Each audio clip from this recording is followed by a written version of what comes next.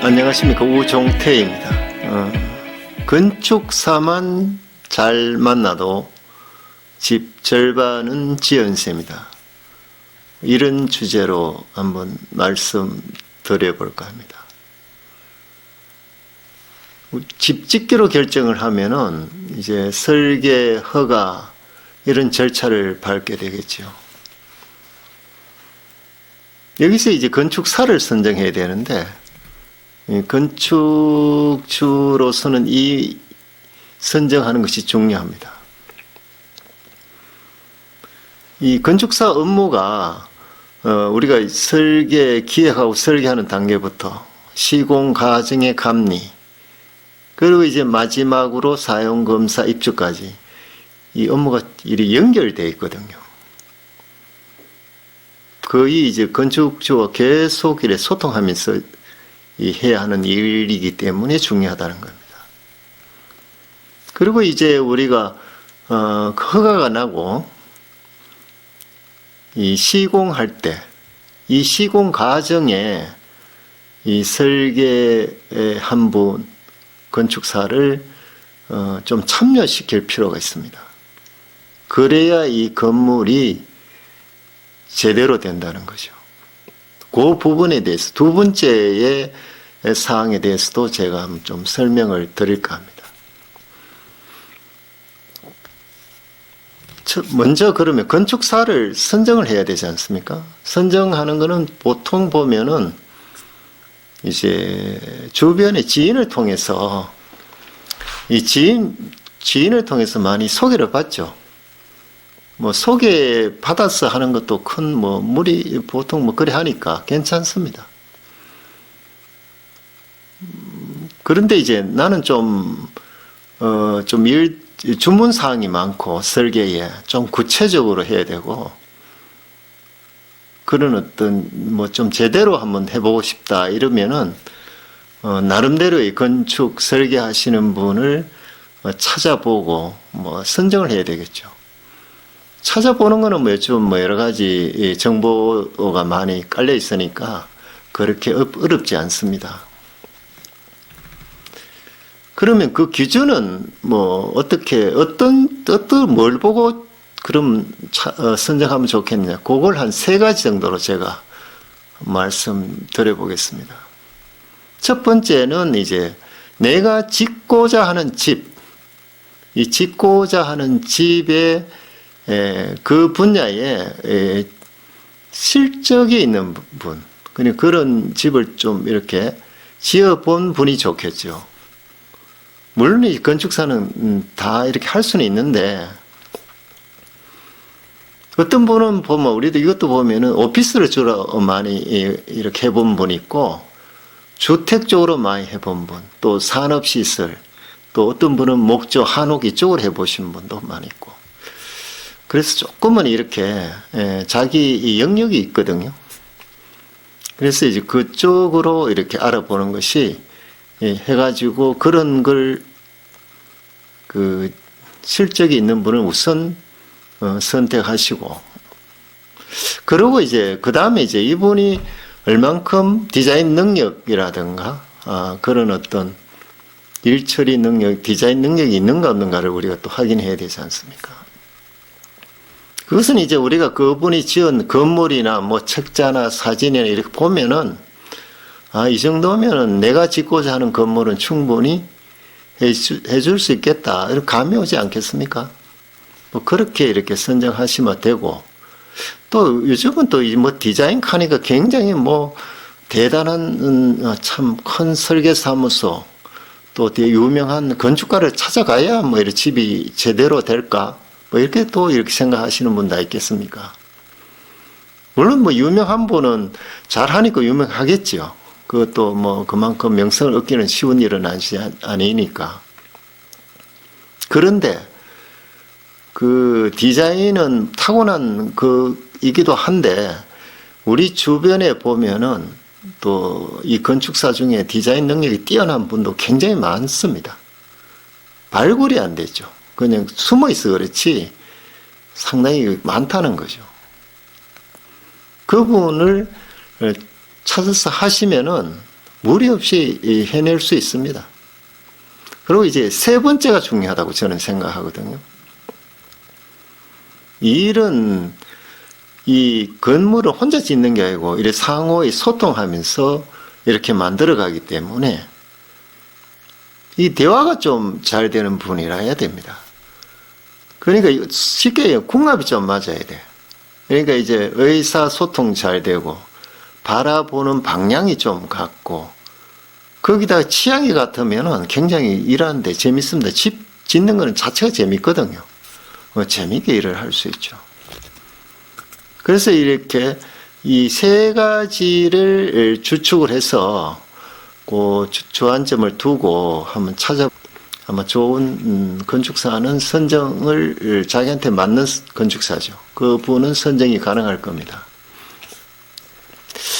그러고 이제 이제 기획회가 설계에서 이제 허가까지 해서 허가를 받았으면 이제 시공해야 되잖아요. 보통 이제 건축주는 이제 구청장, 시장, 도장 턱 찍히니까 이제 시공자 만나가 이렇게 하면 되겠다. 이 자신감 생기지 않습니까? 그런데 그렇게 시공자한테 견적서 하나 받아가지고 이렇게 하시는데 이게 여기서 서두르시면 안 된다는 거죠. 서두르려고 하다 보면은 잘못하면은 아까 같이 그 시공 과정에서 시공자와 불협화음이 잘 생깁니다. 이 건물 짓다 보면은 건축주 생각 다르고 시공자가 맡은 시공자 생각 다르고 이 객관적인 게 없고 자료가 없다 보니까 그런 일이 많이 발생을 합니다. 그래서 제가 이 하나의 그 예를 들어본다면은 강공서를 한번 예를 들어보겠습니다. 강공서에도 집을 이제 하나 짓는다고 이제 프로젝트 하나 딱 떨어지면은 거기에 전문 건축 공무원이 이제 감독관으로 이제 배치가 되죠. 그러면 그분이 이제 건축 설계 허가를 이제 일단 발주를 하고 그 설계가 나오면 이제 시공사를 또 발주해서 이렇게 하나 또 발주하고 그 다음에 이제 용역, 감리 용역도 발주합니다. 그리고 이제 검정 강의는 총무과, 경리과를 통해서 이렇게 정리가 되고 그래 하다 보니까 큰 어떤 문제점이 별로 없어요. 또 그 강서는 그 도면도 굉장히 촘촘하게 설계도 제대로 합니다. 촘촘하고 내역서도 제대로 돼 있어가지고 하나 빠지면은 그 내역서 보면 다 있습니다. 그리고 이게 설계도 정확하게 돼 있죠. 그런데 개인 같은 경우에는 어떻게 해요? 개인 같은 경우는 그런 자료 자체도 없고 보면 현장의 도면으로 설마 허가는 났는데 현장 도면이 별로 없어요. 거기다가 또 뭡니까 그게 내역서도 제대로 되어 있지 않고 단지 시공자가 제출해 온 견적서 간단한 견적서 가지고 이렇게 시공을 하게 됩니다. 그래 하다 보니까 시공자하고 이렇게 충돌이 많이 생기는 거죠. 그래서 제가 아까 말씀드렸듯이 설계 계획하신 분, 계획 설계하신 그분을 시공할 때 참여를 시켜야 된다.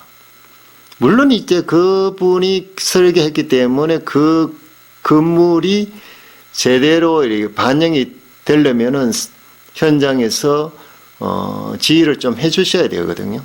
그렇다고 해서 딴 지휘가 아니고 자재 선택이라든가 또 어떤 배치가 정확하게 되어 있는지 또 재료는 제대로 내가 필요로 하는 그 건물에 맞는 재료가 들어왔는지 또 이렇게 색감, 질감, 가구 배치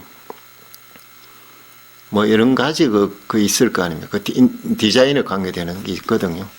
그것을 봐주는 것도 있지만은 이 공사 과정에서의 어떤 그 시공자의 문제점이 안 생기게 서로 문제점 건축주를 보완해서 시공자와 대화를 잘 마무리할 수 있도록 해줄 수 있다는 거죠. 그러면 이제 건축주 입장에서는 그렇게 하는 건 좋은데, 그럼 비용이 추가되잖아. 비용이 뭡니까? 아까 그랬지, 도면 더 만들어야 되고, 내역서 더 꾸며야 되고, 또 현장에 오니까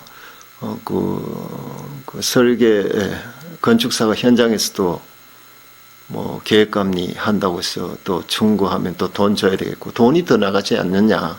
물론 더 나가야 되겠죠. 일을 다 하니까.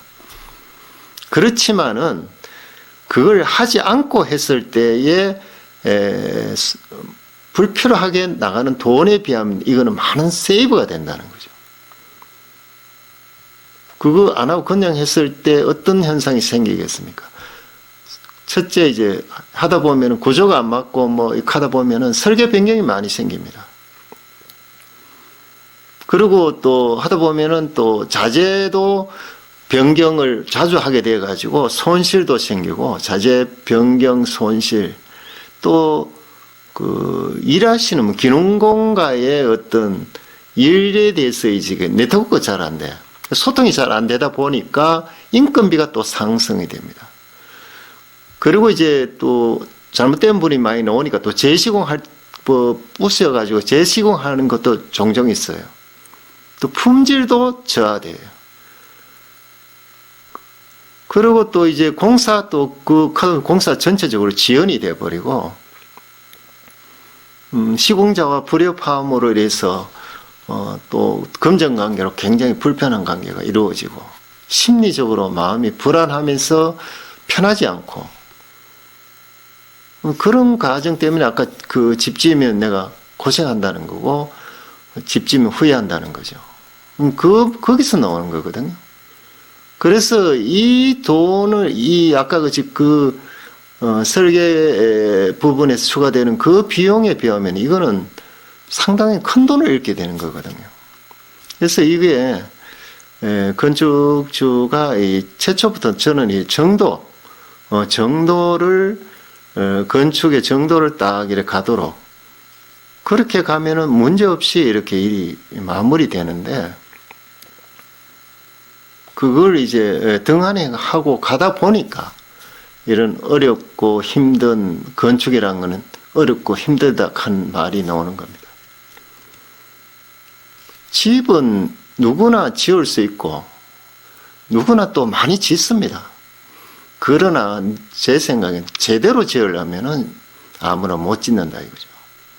제대로 지으려고 하면은 건축주는 열린 사고가 되어 있습니다. 되어야 돼. 내가 보기에는. 이 전문가의 의견을 들을 줄 아는 열린 사고가 있어야 되고, 그 다음에 이제 설계 감리자, 시공자, 성실한 시공자가 있을 때 이 집이 이제 좋은 집이 만들어지거든요. 그래서 오늘은 건축사만 잘 만나도 집 절반은 지연세입니다. 이런 주제로 말씀드려봤습니다.